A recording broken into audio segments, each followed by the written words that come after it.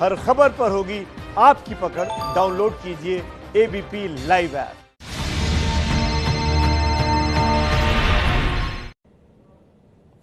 नमस्कार, मैं आदर्श झा घंटी बजाओ शो में आपका स्वागत करता हूं।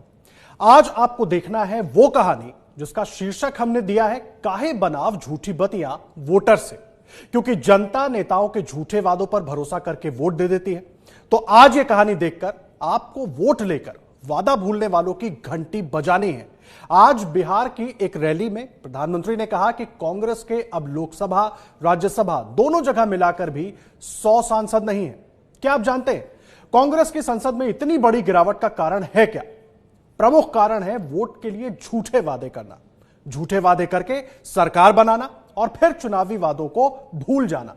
क्या ऐसी सरकारों की घंटी बजानी जरूरी नहीं है? और अगर आप सहमत हैं तो फिर राजस्थान से हमारे संवाददाता मनीष शर्मा की ये रिपोर्ट देखिए और घंटी बजाइए।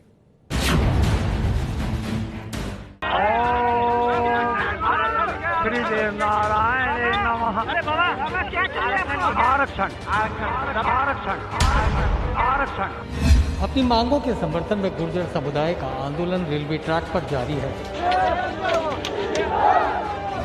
2 साल से हम घूम रहे हैं इस चक्रव्यूह में। इस चक्रव्यूह को तोड़ना भी सरकार को। सरकार बनने से पहले सब वादे कर चुके, लिखित में सरकार दे चुकी, तो सरकार हमारी मांगों को पूरी क्यों नहीं करती? हमने गहलोत जी से बात करी थी कि कुछ दे दो, ना कुछ नहीं दिया, तो ये तो होगा नहीं, क्या करते? वो लोग आ जाएं, हमें बता जाएं आपके साथ ये किया। सर हमें 15 साल से संघर्ष करने थी। जब तक सरकार हमारी मांगे पूरी करके न दे दे, हमको ऑर्डर्स न निकाल के दे दे, इस बार हम इस तरह के झुंझुने नहीं चाहते।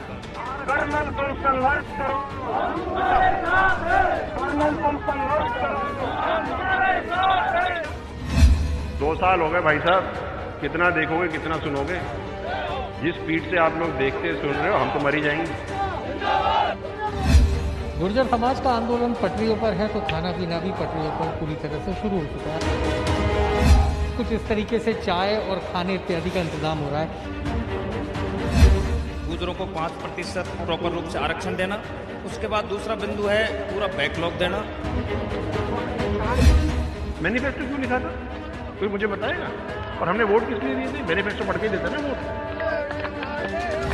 ये आंदोलन चलेगा जब तक काम नहीं होगा। आप बैठे हैं यहाँ पे, हम भी यहीं बैठे हैं, देखते हैं।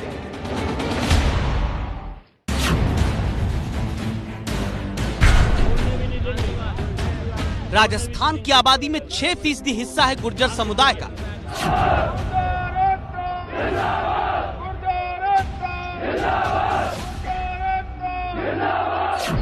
राजस्थान की करीब 40 सीटों पर सीधा असर डालने वाली गुर्जर आबादी कहते हैं सत्ता की कुर्सी पर डायरेक्ट बैठाती है।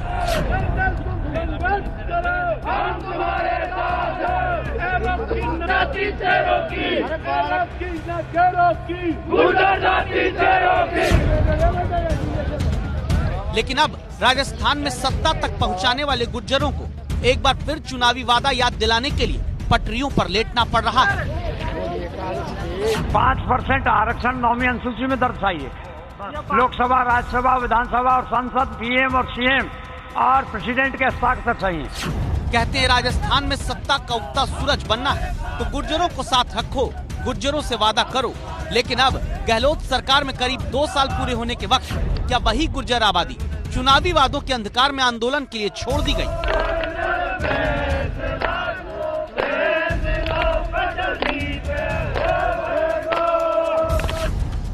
सर्द होती जा रही रात के अंधेरे में गुर्जर पटरी पर बैठकर चुनावी वादा गहलोत सरकार को याद करा रहे हैं।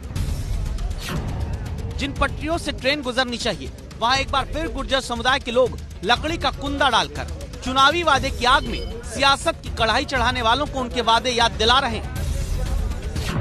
सुबह होती है, पटरी पर पुआल बिछाकर आंदोलन जारी रहता है। रेलवे ट्रैक पर बैठे आंदोलनकारियों के लिए पटरी के किनारे ही चाय बनती है। रेलवे ट्रैक पर ही दोपहर का खाना आता है आंदोलनकारियों के लिए, रोटी, दाल, कढ़ी, अचार। इस तरह पिछले 3 दिन से एक बार फिर 60 ट्रेन डाइवर्ट करनी पड़ी। 220 बसों को आधे रास्ते में रोकना पड़ा। दावा है 5 जिलों में इंटरनेट बंद करना पड़ा क्योंकि चुनावी वादों पर छले गए गुर्जर अपनी मांगों के लिए आंदोलन के लिए मजबूर हो गए।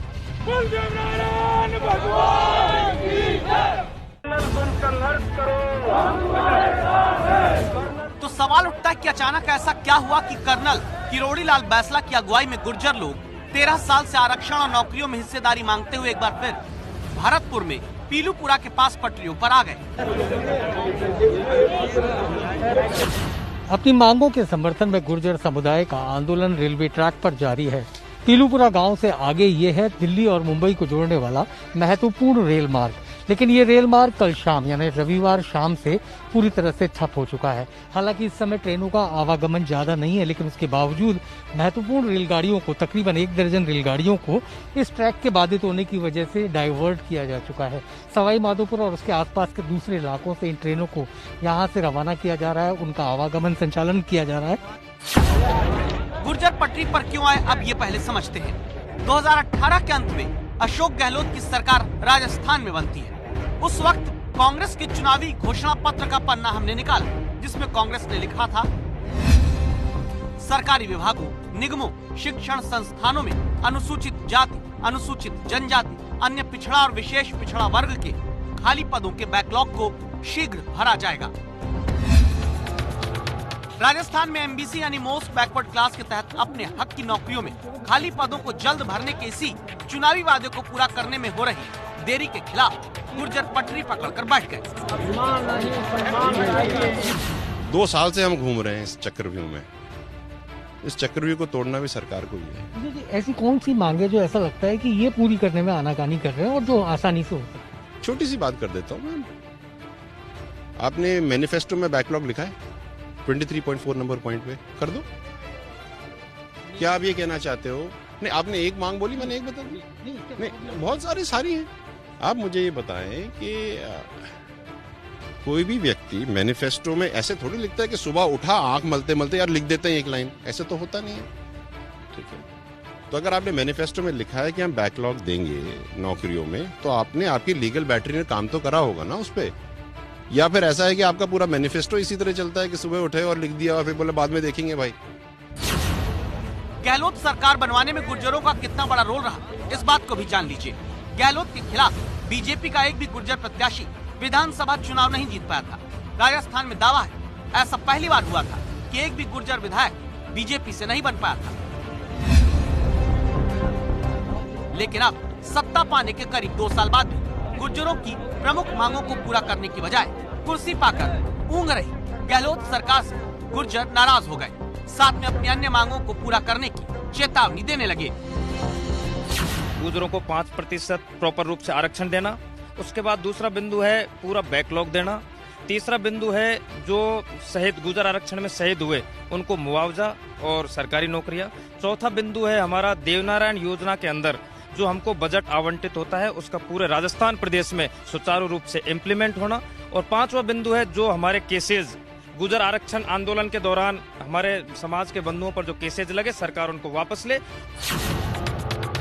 रविवार से आंदोलन शुरू हुआ, सोमवार और अब मंगलवार 3 दिन बीत चुके हैं। सिर्फ पटरी पर ही गुर्जर आंदोलनकारी नहीं बैठे, बल्कि सड़क पर भी कई जगह बांस और कांटे लगाकर रास्ता रोक दिया है। मैनिफेस्टो क्यों लिखा था कोई मुझे बताएगा? और हमने वोट किस लिए दिए थे? मैनिफेस्टो पढ़ के ही देता ना वोट। क्या आप ये कह रहे हो कि उस टाइम जब मैनिफेस्टो लिखा तब तो ये था, अब कुछ नहीं है? ऐसे नहीं होता भैया। 3 दिन बीतने के बाद भी अभी गुर्जरों का आंदोलन थमेगा या बढ़ेगा, इसे साफ होने में 24 घंटे लगेंगे, जब बुधवार को एक महापंचायत करके कर्नल किरोड़ी लाल बैसला फैसला करेंगे कि आगे क्या करना है। फिलहाल जो तस्वीरें भरतपुर के पीलूपुरा से आ रही हैं, वो कहानी कुछ और दिखाती है, क्योंकि रात में भी रेलवे ट्रैक पर आंदोलनकारी तख्त लगाकर लेटे और बैठे दिखते हैं, लकड़ी का मोटा कुंदा जलाकर अलाव तापते हैं, कंबल आसपास से लाकर रेलवे ट्रैक पर आंदोलन कर रहे गुर्जरों को दिया जाता है, और सुबह होते ही चाय का इंतजाम रेल की पटरी के किनारे ही हो जाता है। हम देख सकते हैं कि इस जगह जहां पर रेलवे ट्रैक पर गुर्जर समाज के लोगों का पड़ाव डला हुआ है, वहां पर कुछ इस तरीके से चाय और खाने इत्यादि का इंतजाम हो रहा है। इस वक्त भी हम देख सकते हैं सुबह का वक्त है, चाय लोगों को सर्व करने का काम चल रहा है ताकि आंदोलन में बैठे हुए लोगों तक सभी चीजें पहुंच पाएं। इसी तरीके से गांव-गांव से खाना आता है, रोटी, सब्जी, दाल और ये तमाम चीज़ें आंदोलनकारियों को मुहैया करवाई जाती हैं। इस वक्त रेलवे ट्रैक पर बैठे हुए लोगों को चाय का वक्त दिया जा रहा है, क्योंकि सुबह के वक्त और शाम के वक्त खासतौर पर थोड़ा ठंडक भरा माहौल होता है। दिन चढ़ने के बाद आंदोलनकारी हटते नहीं। दिन में खाने का इंतजाम आसपास के गांव से खाना लाकर यहीं पर किया जाता है। गुर्जर समाज का आंदोलन पटरियों पर है तो खाना पीना भी पटरियों पर पूरी तरह से शुरू हो चुका है। आप देख सकते हैं कि दोपहर के खाने के वक्त गुर्जर समाज के तमाम लोग वो खाना खा रहे हैं जो आसपास के गुर्जर बाहुल्य गांवों से उनके लिए लाया जाता है। सामुदायिक व्यवस्था के तहत तमाम गांव अपनी ओर से इंतजाम करते हैं और इसी के तहत चाय से लेकर दूध और छाछ, इसके अलावा खाना, ये तमाम चीजें यहाँ पहुंचाई जाती हैं। देखा जा सकता है इस वक्त आज दोपहर के खाने में यहाँ पर दाल, अचार और रोटी, ये तमाम चीजें हैं जो यहाँ पहुंची हैं। अब सवाल उठता है कि जिन गुर्जरों को चुनावी घोषणा पत्र में कांग्रेस ने सरकार बनने पर बैकलॉग की भर्ती शीघ्र करने का वादा किया, वो कांग्रेस सरकार क्या अभी सत्ता की मलाई पाकर गुर्जरों को भूल गई?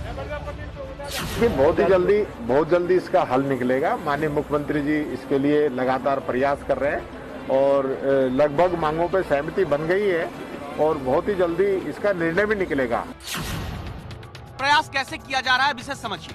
दरअसल आरोप है कि सरकार ने समस्या का सीधा हल निकालने की जगह उसे और बढ़ा दिया। दावा है कि सरकार की तरफ से गुर्जरों के 2 गुट बनवा दिए गए। एक गुट है कर्नल बैसला का और दूसरा गुट है कर्नल बैसला के विरोधियों का।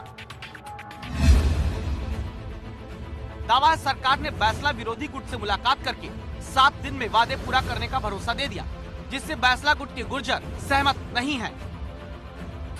प्रक्रियाधीन भर्तियों को देने के लिए 7 दिन का टाइम मांगा है। मुझे तो समझ में नहीं आता, पिछले 2.25 साल से लेकर के अब तक कितने 7 दिन चाहिए इनको।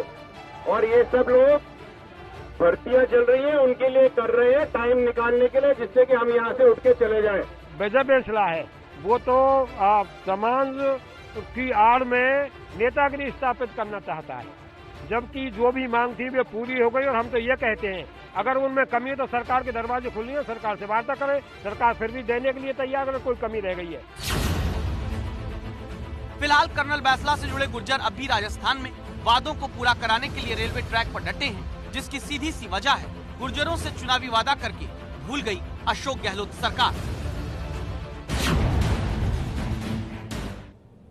अब से कुछ देर पहले हमारे संवाददाता मनीष शर्मा ने जानकारी दी कि 3 दिन से भरतपुर में प्रदर्शन कर रहे गुर्जर समुदाय के लोगों से सरकार ने बातचीत शुरू की है और प्रदर्शनकारियों ने अपनी मांगों को पूरा करने का लिखित आश्वासन मांगा है। रेलवे ट्रैक पर आंदोलनकारियों को बैठने के हालात पैदा करने वाली राजनीति से नुकसान क्या होता है, इसके लिए पंजाब से आई खबर को जानिए। पंजाब में पिछले कई दिनों से किसान ट्रैक पर बैठकर आंदोलन कर रहे हैं। इसके कारण अब पंजाब में बिजली का उत्पादन बंद हो गया है। पंजाब में कोयले की कमी से आखिरी जीवीके थर्मल प्लांट भी आज बंद हो गया। दरअसल पंजाब में किसानों के रेलवे ट्रैक पर बैठकर आंदोलन करने से मालगाड़ियां कोयला लेकर पंजाब नहीं पहुंच पा रही हैं। अब कोयला मालगाड़ी से नहीं पहुंच रहा तो थर्मल प्लांट बिजली नहीं बना पा रहे हैं, जिसके बाद अब पंजाब में लंबे वक्त तक के लिए दिन में बिजली गुल हो सकती है।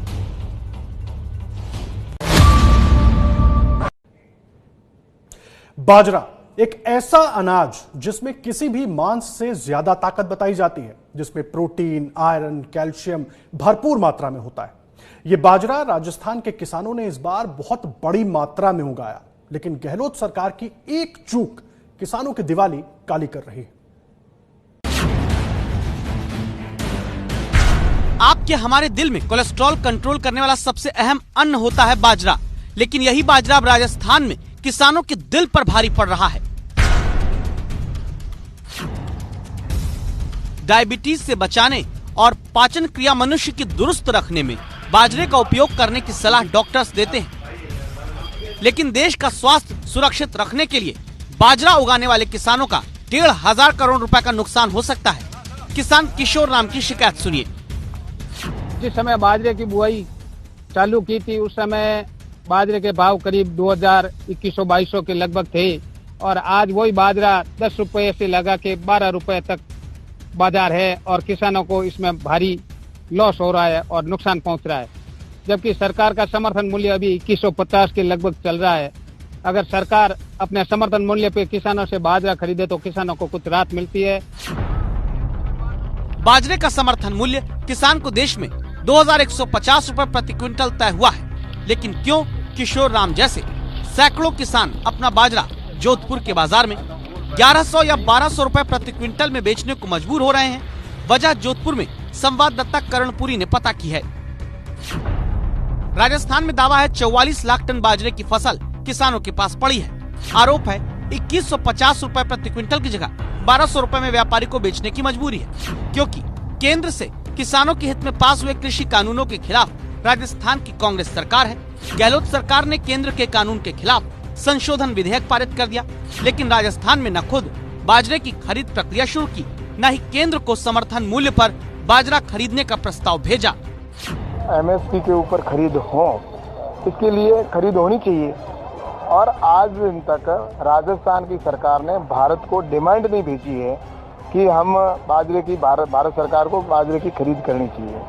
जहाँ तक देखा जाए तो ये कानून में है कि अगर राज्य सरकार जिस क्रॉप को MSP पर खरीद करना चाहे उसके लिए डिमांड भेजती है और उसके तहत भारत सरकार उसकी खरीद करती है। लेकिन राजस्थान की सरकार की हठधर्मिता है कि उसने आज दिन तक बाजरे की MSP पर खरीद के लिए उन्होंने डिमांड भी केंद्र सरकार को नहीं भेजी। इसी कारण दावा है कि किसानों को अभी अपना बाजरा राजस्थान में 900 रुपए प्रति क्विंटल के घाटे पर बेचना पड़ रहा है। दीपावली के लिए किसानों के पास पैसे की तो वैसे ही बिल भरने बिजली के और दीपावली का घरेलू खर्चा चलाने के लिए बेचना तो पड़ेगा ही। औने पौने दामों में हमारे को अगर सरकार हमारे को अगर ये दीपावली से पहले खरीदने की व्यवस्था करे तो कुछ किसानों को मुनाफा हो सकता है। दुनिया का सबसे बड़ा अपराध विरोधी अभियान उत्तर प्रदेश में चल रहा है, जिसे आज 141 दिन पूरे हो गए। हम लगातार इस मुहिम की हर खबर आप तक पहुंचा रहे हैं। आज का अपडेट देखिए। मुख्तार अंसारी से लेकर अतीक अहमद तक जैसे अपराधियों के खिलाफ दुनिया के सबसे बड़े अपराध विरोधी अभियान में चल रही मुहिम के अब तक 141 जिसमें अब गाजीपुर में मुख्तार अंसारी के घर का होटल गिराने के बाद मुख्तार अंसारी के करीबी महेंद्र जायसवाल की अवैध रूप से इकट्ठा की गई 50 लाख की संपत्ति को कुर्क कर दिया गया है। महेंद्र जायसवाल की भवन संपत्ति कुर्क की जा रही है। महेंद्र जायसवाल को मुख्तार गैंग के शूटर के रूप में जाना जाता है।